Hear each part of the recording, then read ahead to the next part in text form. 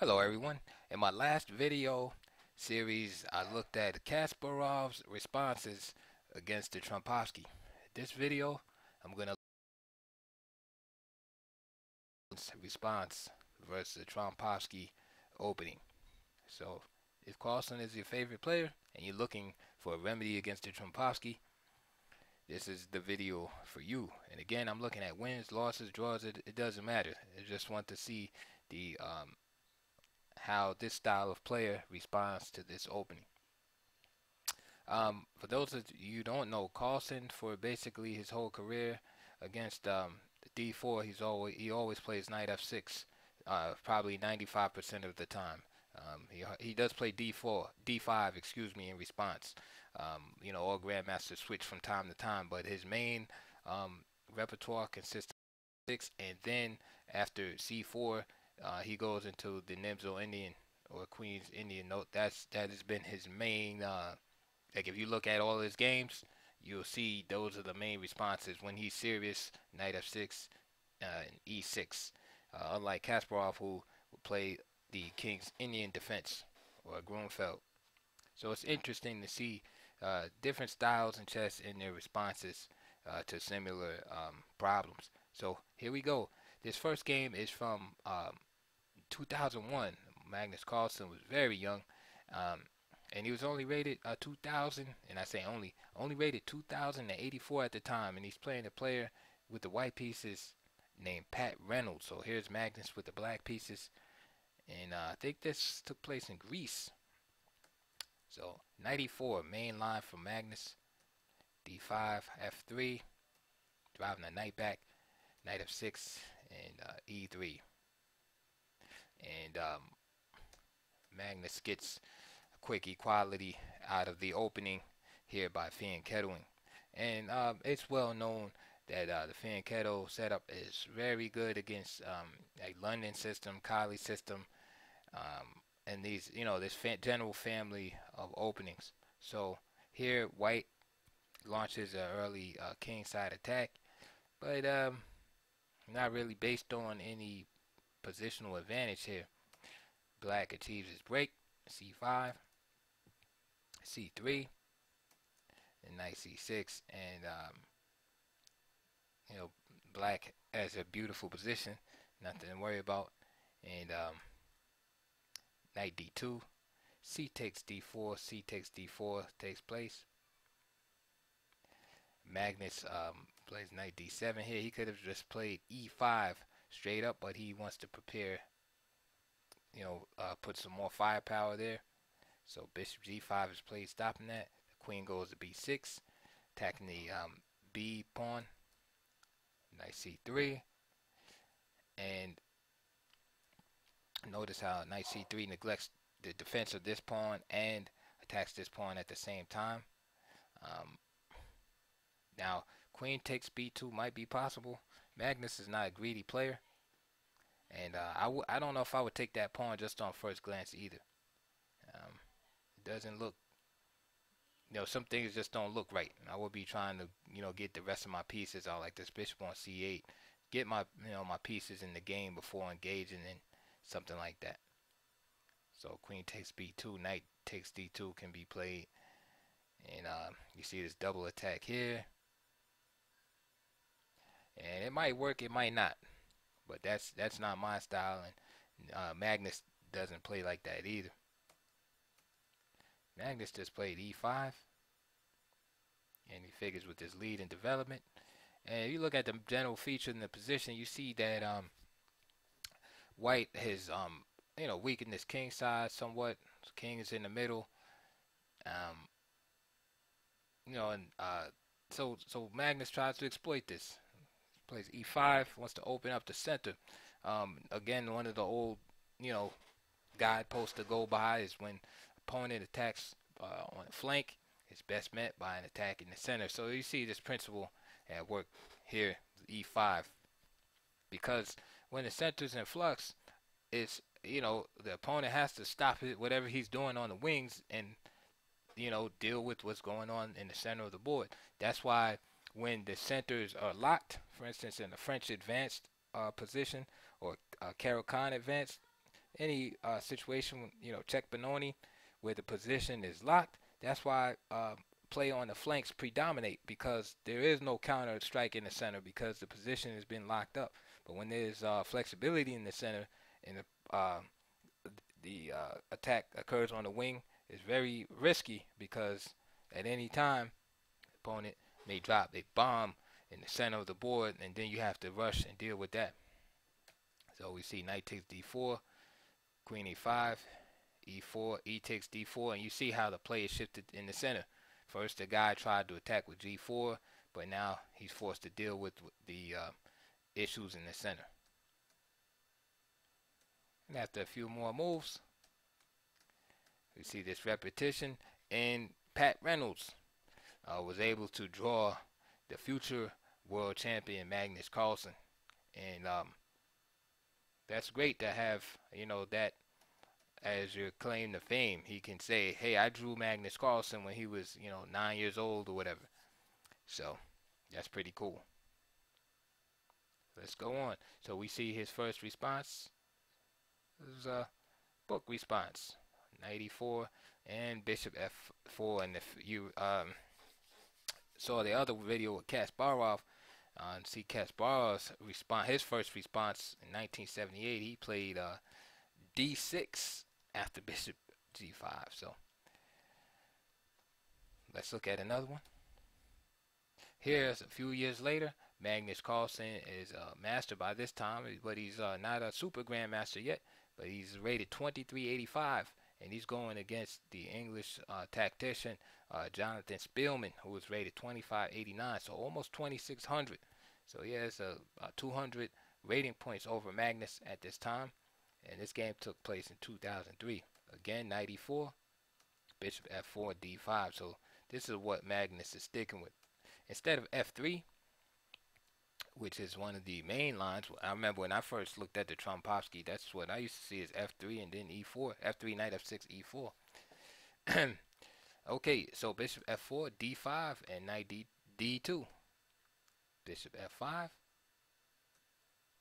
a3, e6, knight takes e4, bishop takes e4, knight e2, and then knight wants to go to c3. Battle for e4 is very important. We see white trying to win e4 without playing f3. Bishop d6, queen d2, and now we see some sinister ideas from white. The castle queen side, and that queen going to d2. So basically he's setting up the castle over on the queen side. He wants to put the knight on c3, which protects the queen side, and then castle queen side. Knight c6.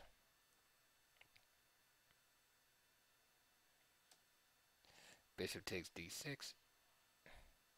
Queen takes d6. C takes d6 is also interesting, seeing that Magnus has put the knight in front of the pawn. C takes d6 is interesting, and then he can utilize the open C file.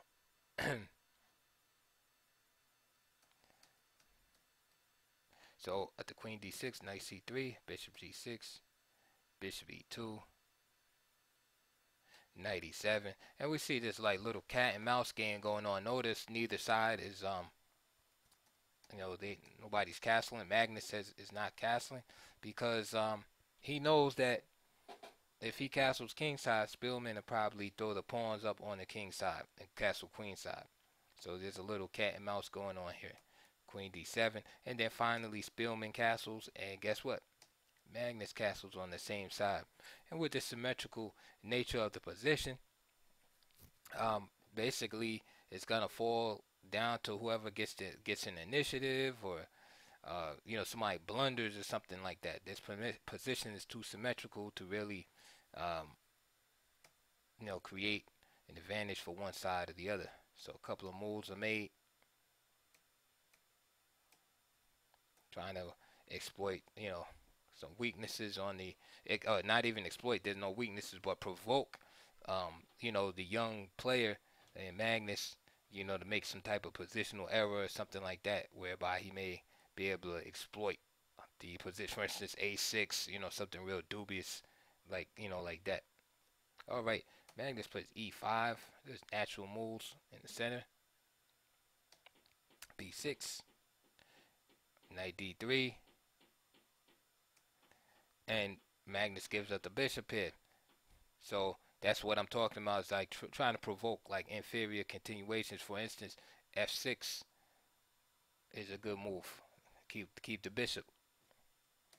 But bishop takes d3, d takes e5, queen takes e5, and c takes d3. So notice how the position has changed a little bit, and now white has a little, small, tiny, substance to work with here. He has this pawn that's back on the c file. Now he has an open c file, and he has bishop versus knight. So he continues to try to probe Magnus. b4 again with the idea of keeping this pawn, keeping the man down, so to speak, keeping the pawn down.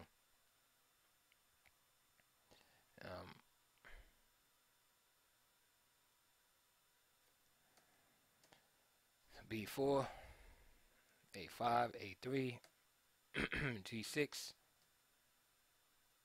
rook a7, and d4.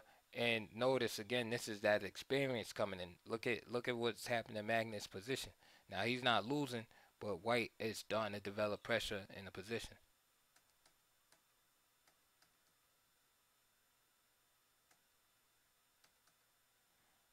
And now he has hanging pawns.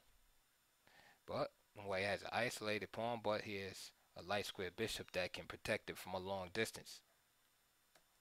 Bishop c4 from Spielman, queen b6, bishop takes d5, knight takes d5, queen takes d5, queen up, and now again I just showed you the rest of the game just so you can see how basically from nothing Spielman was able to create this situation. Black has this weak pawn. Look at white's pawn structure, it's perfect, but Spielman is not able to generate enough pressure to win this game, and the players drew here. And again, that's an impressive game from Magnus, playing experienced grandmaster who was 200 points stronger in the ratings. We see Magnus' choice of this main line move, knight e4 followed by d5. His next match, or his next game rather, it was in the same year, 2003. He has the same rating, and he's playing against Luke Weinitz with the white pieces, another GM. It was rated 2500. Again, knight e4 from Magnus, bishop f4, d5, e3.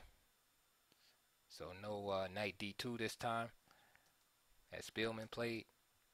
And Magnus played c5 immediately, just going for this break, bishop d3. And Magnus plays knight f6, so he just decides to bring the knight back, which wastes a little bit of time here. Notice white has two pieces out already, and he probably should just resolve the situation in the center by playing c takes d4, e takes d4, and knight c6. Okay, not wasting time. However, after knight f6, white takes the opportunity to take the pawn, d takes c5, and after knight c6, bishop b5, right? This ensures that this move will not be happening.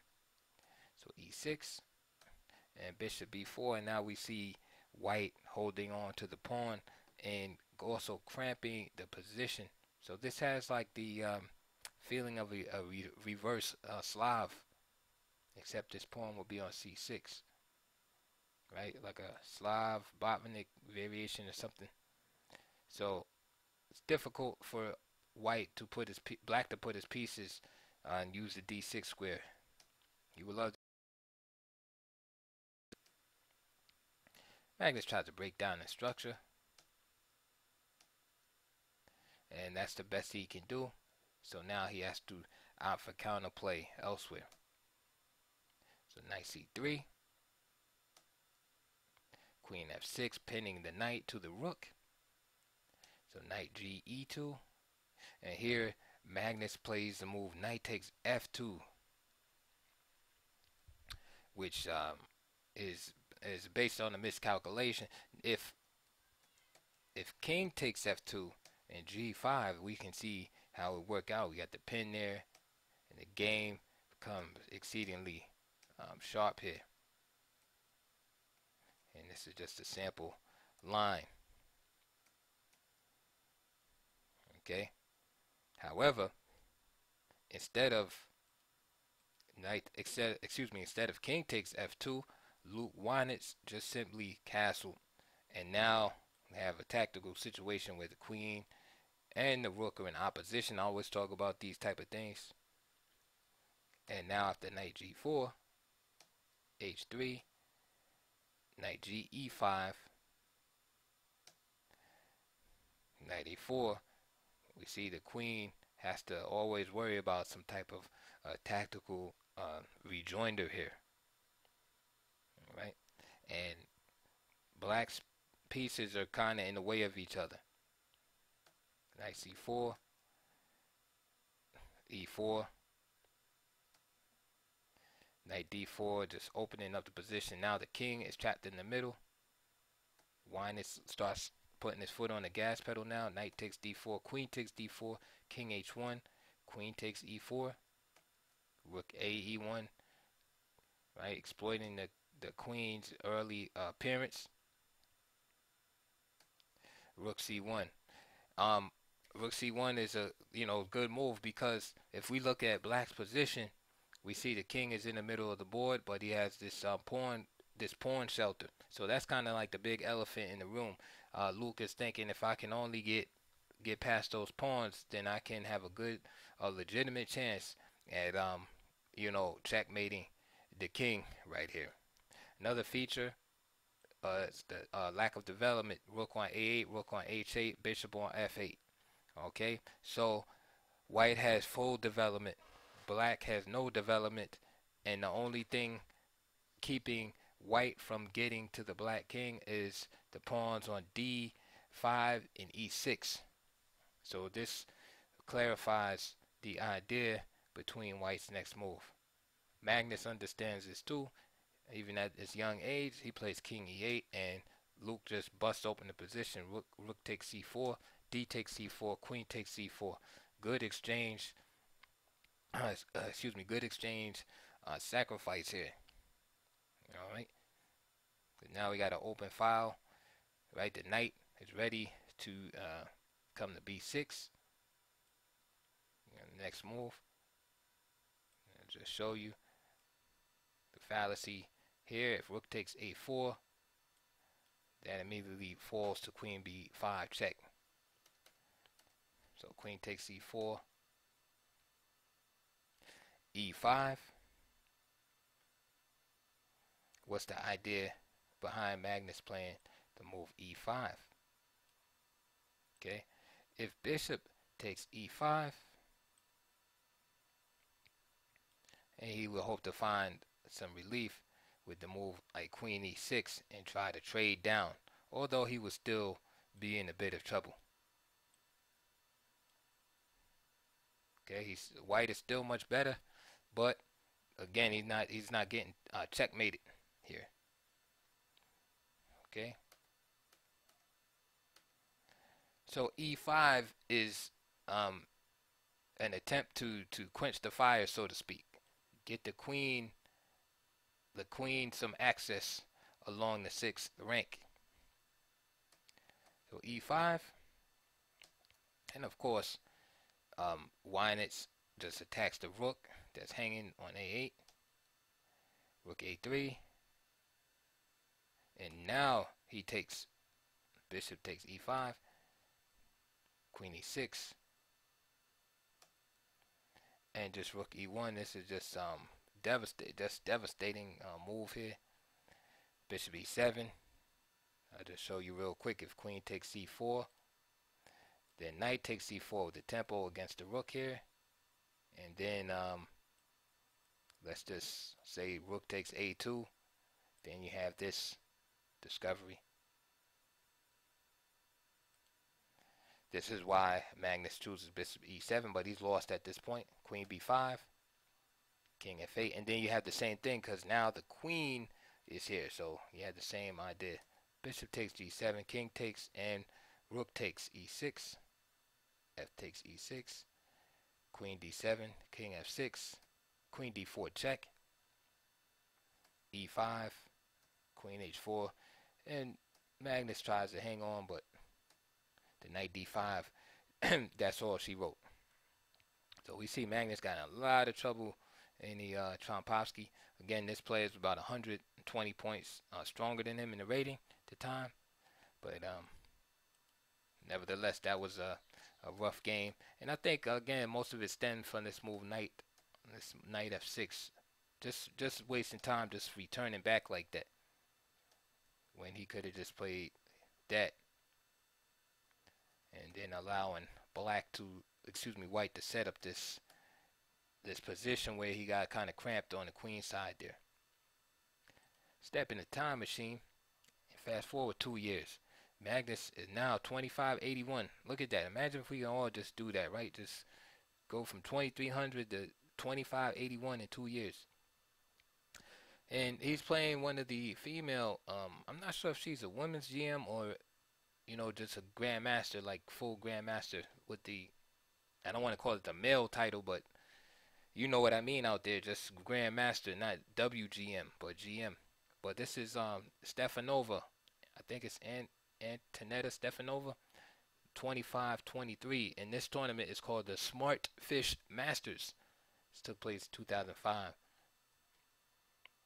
So here, Magnus switches up, and he starts playing d5, and I find that interesting because this is kind of the same thing that happened with Kasparov. As Kasparov started out with like using a different line against the Trump. He was using d6. I think he tried knight e4 also, and he ends up settling here, d5, e3, and here Magnus plays c5. Now, again, most of the time at the d5, the Trump players will play bishop takes f6 here, but she played e3, so he just went for the break. c5, knight d2. Again, bishop takes f6 is possible. Knight c6, and black exchanges here. Notice how the last time that d takes c5 was allowed, and black just has a good position. Black equalized real easily, no problems.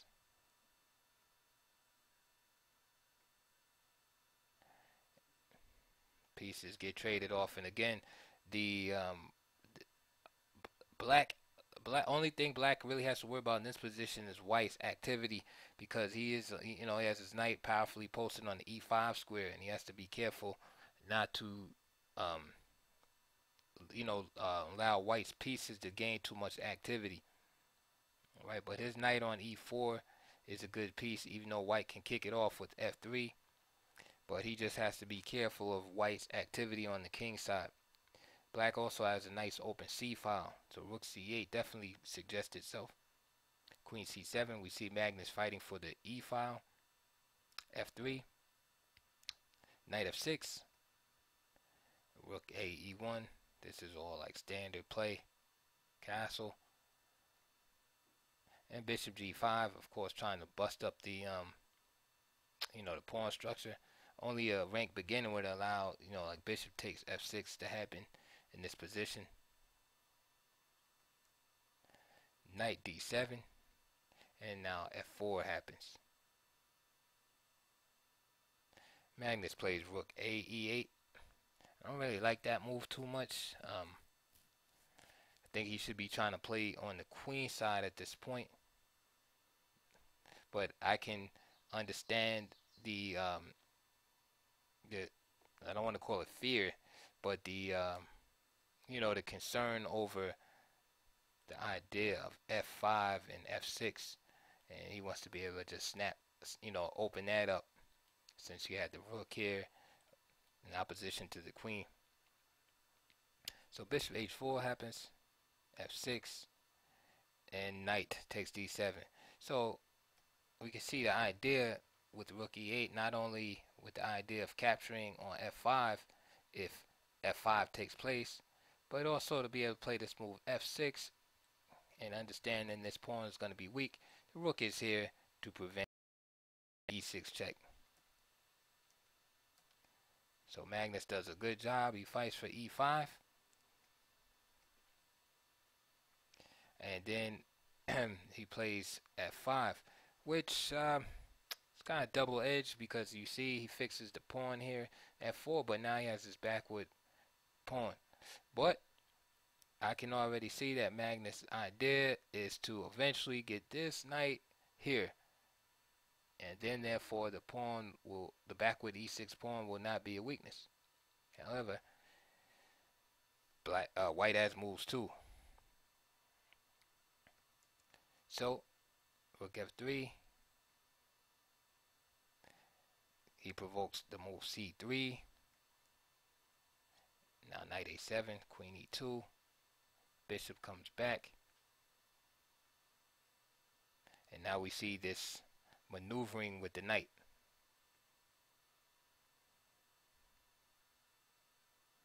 And here Magnus even gives up a pawn, which is basically by force. And that's what I was saying. That's the downside of that move f5. But he does all of that to reach his positional goal, which he does.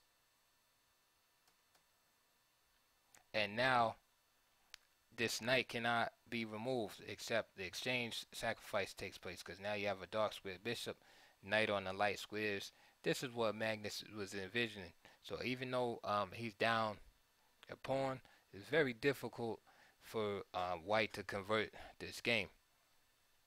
So a little bit of enterprising play by Magnus, but it even goes on into an end game here, and eventually these players drew, because like I said, with the powerful knight on e4 that can't be removed, and it doesn't matter that he's really down a pawn. That knight is just too strong there.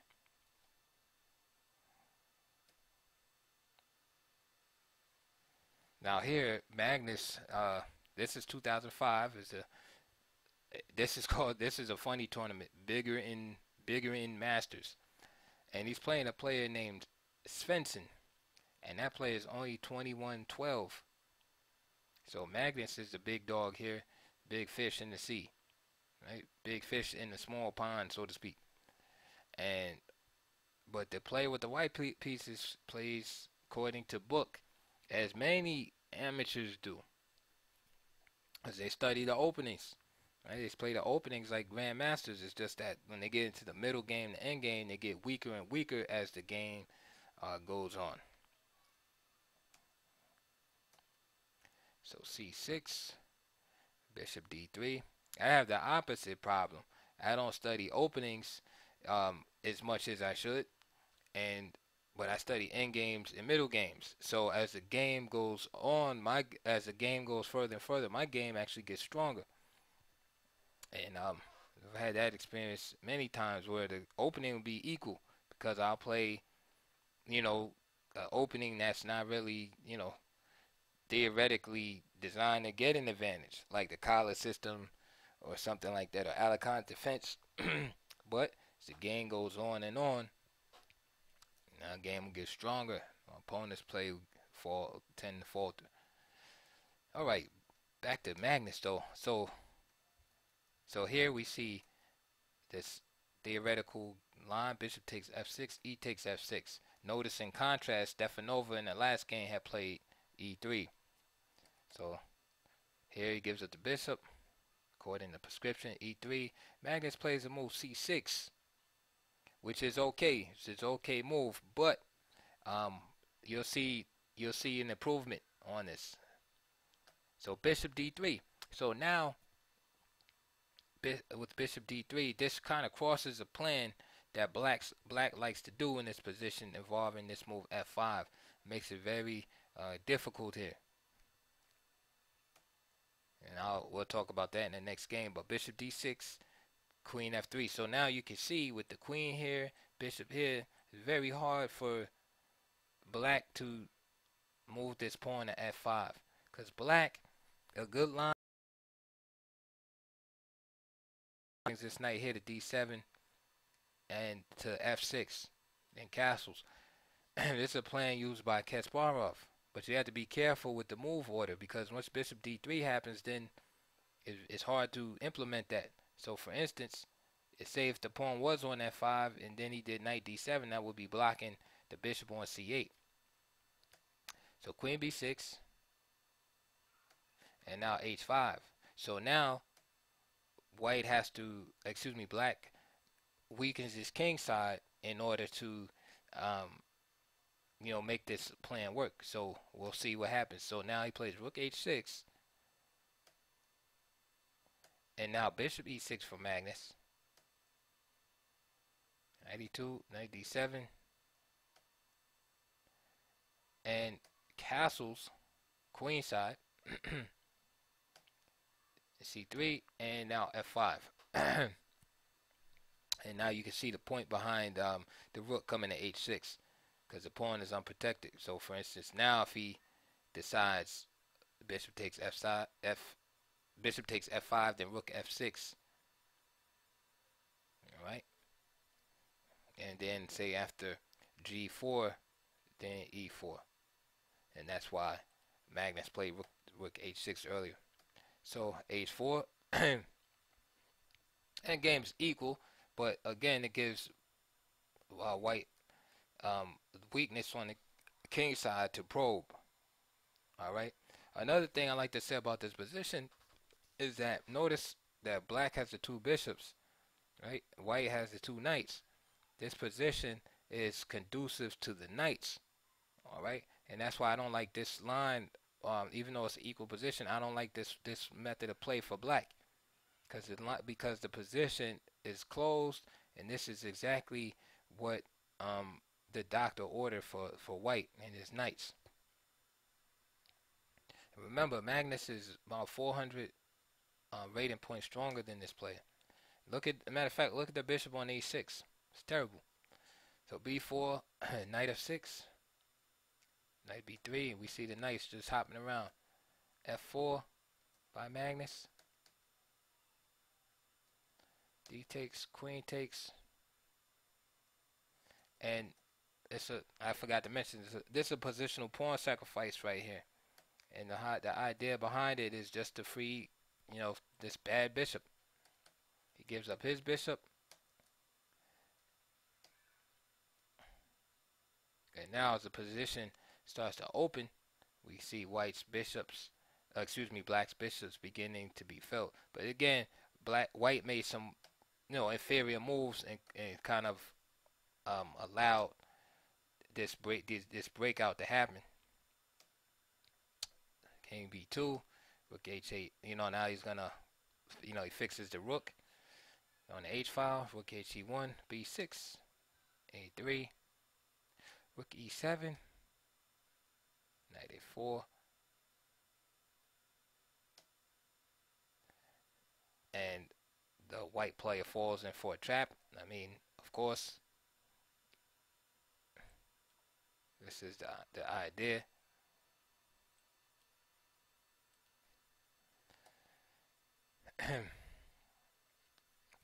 I'm sorry, not Magnus falls for a trap. Knight takes h4, and if g takes, then he just drops a pawn for nothing. Matter of fact, white would be almost winning after that. So now Magnus goes into emergency mode. He plays this move, queen c4. But after knight g7, it's white who is in the driver's seat here. White is practically winning in this position. Bishop e6 from Magnus, and of course the idea is if knight takes, right, if he's materialistic, then black is just winning after this. King c1 and rook takes e8. So he takes the bishop, knight takes e6 as he should. Rook takes e6.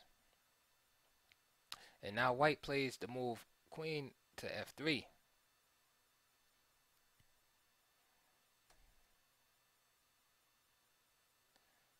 which is okay.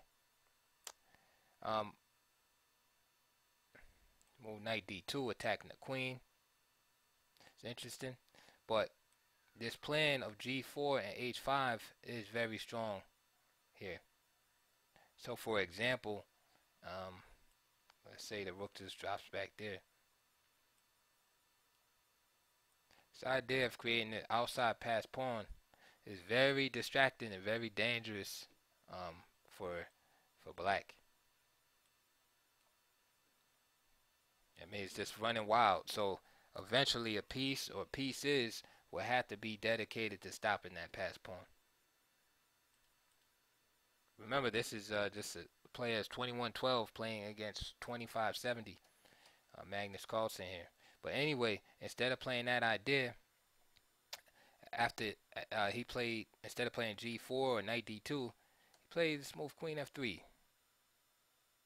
And the queen d5, he traded with Magnus. And he substantially improves the position here. Now, here he goes for this idea now of g4. He plays g4. However, if we just look, he's giving Magnus some counterplay here, because now these two rooks are concentrated on this pawn right here. He's also improved the Magnus's center. That's why I didn't like this move, queen takes d5. Like, I didn't see why he should improve black's position here. Why not e4 here? Then after rook takes e4, rook takes, and play like this, keeping the pieces on the board. But I guess he figured, I'm playing against a strong, high-rated player. But when you're playing against, high-rated players, and I've played, against IMs and players, strong players. I mean, you gotta play chess. You can't really be scared or nothing. You gotta try to, like, you gotta have a mentality like you trying to get a scalp. You're trying to kill these guys, because you might not get to play them that often. So when you get the chance, it's kind of like you gotta go for it. All right, queen d5. So, and now g4, and we see immediately Magnus jumping on these pawns over here. He plays c4. I mean, guy might have been in time trouble too. D takes. He played knight d2, and now black's position, improves, and he just starts to become superior. He just takes those glorious pawns are just snatched off the board, and white begins to falter here.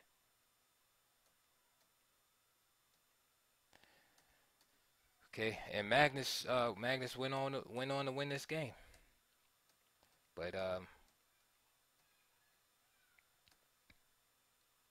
that was a shaky performance there by Magnus and the Trompovsky. Just want to show you how he had played, and remember this c6 in the beginning. Notice how e3 is played. White hesitates on playing knight f3, but he plays e3 to get the bishop out as soon as possible. And Magnus plays c6 here, so keep that in mind. Okay, so now we fast forward 1 year later. 1 year later, in 1 year, Magnus goes from 2570 to 2673. So he's just moving up. And this is 2006, and he's playing a player with the white pieces who's rated 2462, named Durahus. I'm gonna run through this briefly. So again, Magnus by this time is playing the main line, and now here, instead of playing move like c6, like I said, it's playable. He addresses white's idea immediately. F5. See how he gets that moving immediately. Instead of c6 and allowing bishop d3, queen f3, he plays this immediately. Now watch what happens in the position. c4. And this reminds me that this is the line Kasparov would play. Bishop takes e4. Bishop d6, just simply preparing castling. Knight c3, castles, knight f3, and here's the plan: knight d7. And once again, the knight is committed to f3 now, so he doesn't have to worry about the queen coming here. So knight d7, and again the bishop is not over here; it's over here now. Castle, knight f6. This is perfectly okay for black. Black has done a few things. He's used the f pawn, right, to influence his control over e4. He's replaced the knight that was taken away by bishop g5, and bishop takes f6 with another knight, and basically it forces, you know, white to ask himself if he's giving up his bishop for nothing. And this is like to me the ideal position that you want to shoot for here. Let's go back. So e3, f5, right? After c4,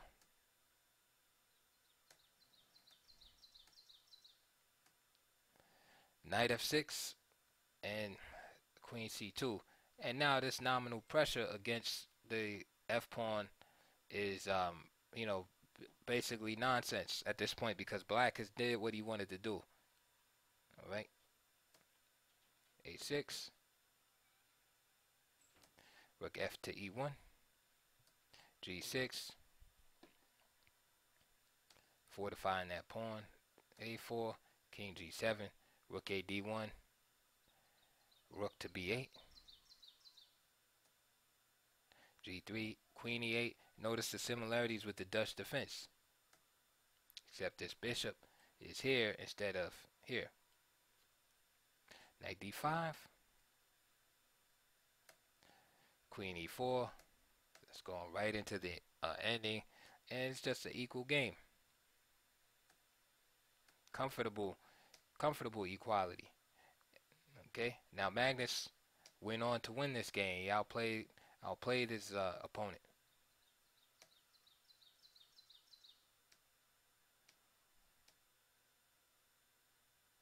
And black just stood better here.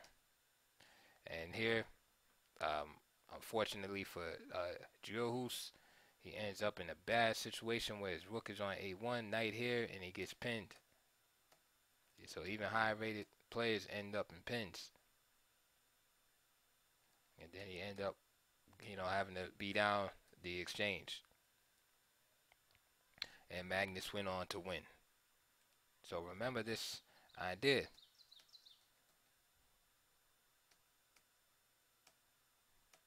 And it's always important in the openings to counterattack your opponent's ideas.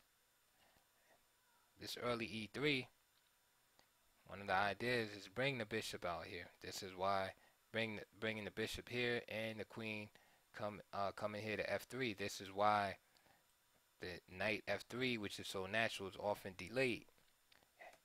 Magnus plays f5 immediately.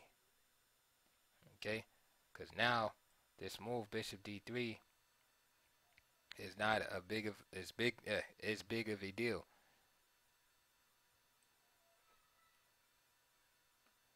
Okay.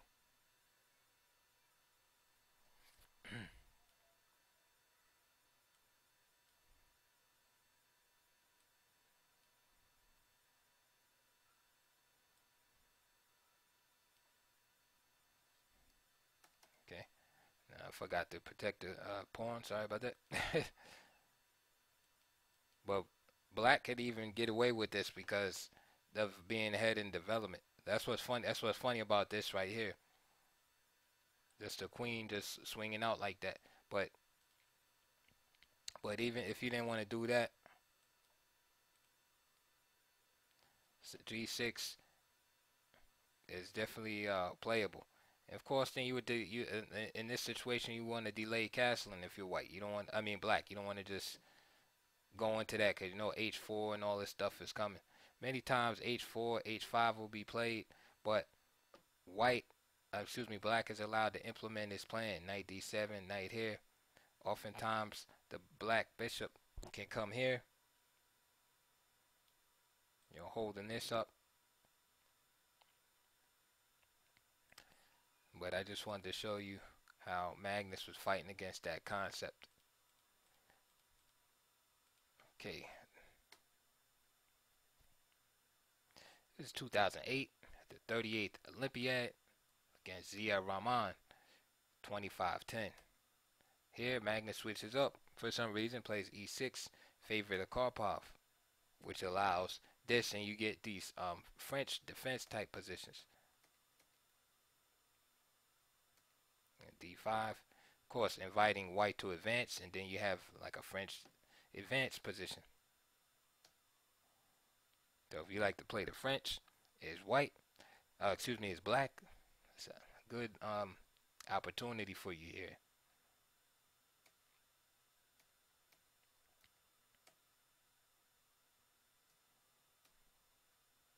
Now Magnus here could have played d4 because here white still has the opportunity to inflict him with the isolated pawn if he wishes, but I think black has enough control of the d4 square where he can always play d4 anyway, so it wouldn't really be a big deal. Queen e2, and this is just showing another way that Magnus deals with the Trompovsky. So there it is, white inflicts the isolated pawn, but it's not really a problem for white, for black. Now there, on this move, Magnus should have just played g6, as this is very dangerous to allow the queen back there like that.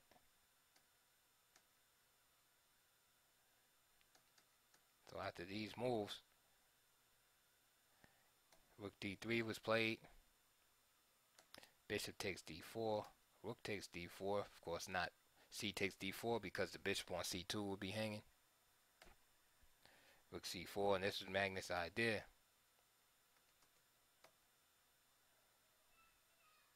And after the little flurry of fireworks and that move right there, which is pretty passive, a few more moves were played, and the players wind up drawing. Again, Magnus was 2786 at this time. The other player is 2500, so he was happy to accept the draw.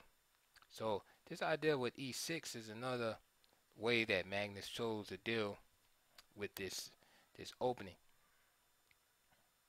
Okay, to me, I think it's kind of risky, but I think he's playing a lower rated player in the Olympiad and was probably trying to beat him, and he allowed more unbalanced situation to occur on the board.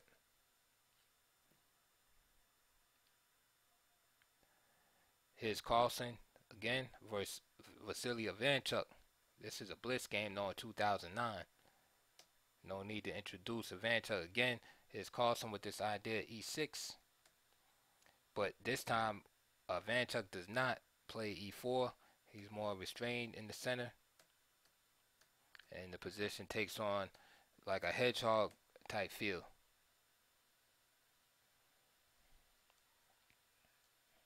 Okay, very cramped position, but super solid.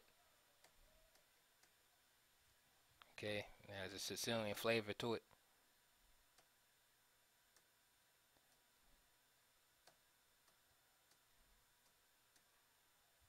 And this game, Magnus and the e5 is very strong. The Magnus and Ivanchuk, this game, Carlsen wound up winning this game, but again, it was a blitz game, and we could see once e5 was achieved, we see black having a pawn in the center, white can't win it, and his pieces are optimally placed. So that's usually what happens if in a hedgehog situation like that, if black gets to break and then is allowed to establish that pawn preponderance in the center, he usually is better and can start playing for a win. So this position right here is slightly better for black. Black does not have a huge advantage, but this, from going from being real cramped up to actually, having the only pawn in the center is that's great. Okay, and that was the last one, that Ivanchuk Carlsen game. Again, it was the hedgehog position, like I said, and then eventually he's able to Magnus, that is able to transform that into this. And so that was a brief run through of the repertoire of Magnus Carlsen versus the Trompovsky. So we see him playing e6 against that in the last game that's recorded. Now again, it wasn't a serious game, but it's just interesting to see him switch from d5. Um, so maybe there's something about that position that he didn't like. Um, he feels more comfortable playing e6 and allowing white to build up, a big center. This is what Anatoly Karpov plays against the Trompovsky. And I'm going to look at some of his games in a later video, his response. Um, so I hope you enjoyed that. A little bit long. Like I said, it was a lot of games to go over. I tried to be brief and explain, give you some substance where I could. Please like and subscribe, comment. There's some other openings you will, like to see specific grandmasters. What they play against it. I'll be glad to do so. Um, just summing up, we can see that in contrast to Kasparov played more classical and and playing d5 in his response against the Trompovsky. I also like to say, in looking at both of their performances against us, that Magnus was a little more shaky. Like he was like, again, he was playing a player that was like 400 points rated lower than him, and he was almost lost in the position. I mean, the guy just didn't find the correct moves or whatever. So he and then against Stefanova, he got in a little trouble too. So his his repertoire against the Trompovsky is not as solid, as strong, as Kasparov. Kasparov's, all his games were pretty much, even though he did lose a game, that's when he played d6. He lost the game against Mickey Adams.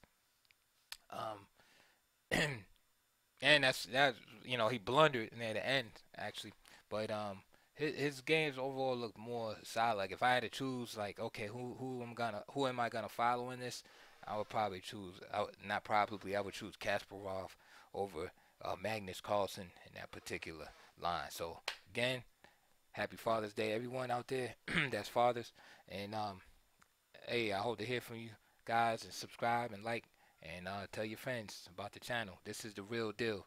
All right, I'll talk to you guys later.